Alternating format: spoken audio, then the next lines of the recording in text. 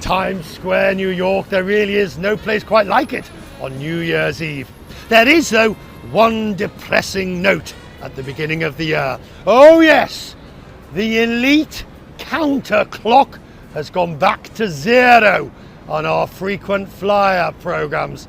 And so begins another year of running and flying to get to bronze and silver, gold, platinum if you're lucky, and beyond. But this year we need to do it sensibly.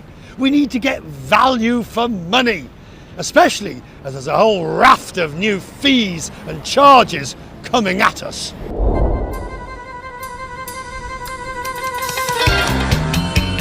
We're on the case to dig into the pain of the pocket, and I've enlisted two fellow road warriors. Sometimes I do feel that the ancillary fees that are added, they're kind of deceptive as to what you're really getting for the money. Brandy Boatner is a junior business traveller, only 6 years in, with 100,000 or so miles under her belt. But she's livid over fees for bottled water. With 20 years on the road, Brian Whitney is a warrior, our senior business traveller. He has nearly 2 million miles on one carrier alone, 15 international trips on his busiest year, and he has his most reviled fee. The airline change fee. There is nothing more egregious in travel, period. And then there's me. I've been travelling on business for more than 30 years. I've earned several million frequent flyer miles, and I have top-tier status on at least 3 global carriers. And yet, despite all this experience, every time I see those extra fees and additional charges put on by hotels, car rental companies, and airlines, it makes me seethe. Buckle up now as we get to the ancillary travel fees, and the king and queen, of course, are the airlines. By one estimate, global airlines raked in more than $59 billion in fees in 2015. I see the opportunity cost of every single one of those fees. The fact that I have to pay a fee here or there means that I can't send somebody else on a trip later on. And that's frustrating. Oh, we have cheap flights and you can, book this fare. Oh, but then your bag's gonna be $35 and I'm gonna charge you for headphones, blanket, and food. But your fare is really cheap. Is it though? Is my fare really cheap? And it's not just low-cost carriers charging extra. Full-service airlines have followed suit, including American, Delta, and United. We just saw United Airlines have a charge for carry-on bags if you buy one of their lowest fares. The travel expert George Hobuka is president of the site airfarewatchdog.com. You are charged to use a credit card if you fly on EasyJet or Ryanair. And Ryanair also charges for checked bag by the kilogram after a certain weight.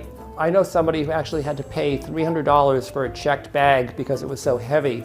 She had no idea that they charged by the kilogram. I think one of the worst ones is the change fee. It used to cost nothing to change a ticket or the schedule. And now it's $200. It's gone up in increments from $50 to $100 to $150, $200. And it doesn't cost the airline $200 to change your ticket. You actually do it yourself. Hobuka says in the case of the airlines, the fees were designed to stop the bleeding when the carriers were losing money. Attract with low base fares and then tack on everything else afterwards. The carriers have also devised more categories of seats. That also leads to more a la carte fees. Now what we're seeing is about 5 different strata of cabins. There's the first class, there's the business class, there's a premium economy, there's a regular economy, and then there is the super cheap seats, the super cheap fares. You're going to be in the last row by the bathroom if you buy one of these cheap fares.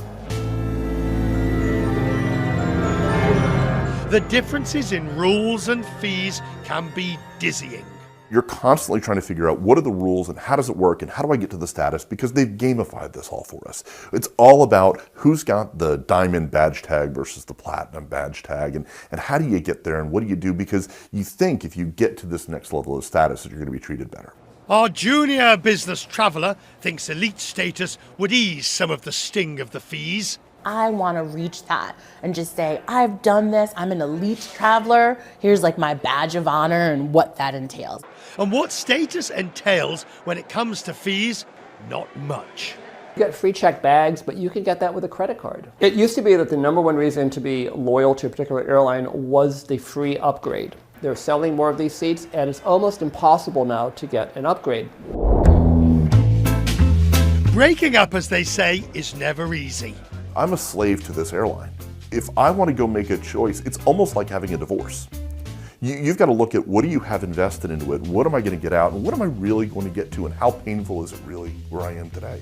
But it's getting closer to that point that the marriage is just not happy anymore.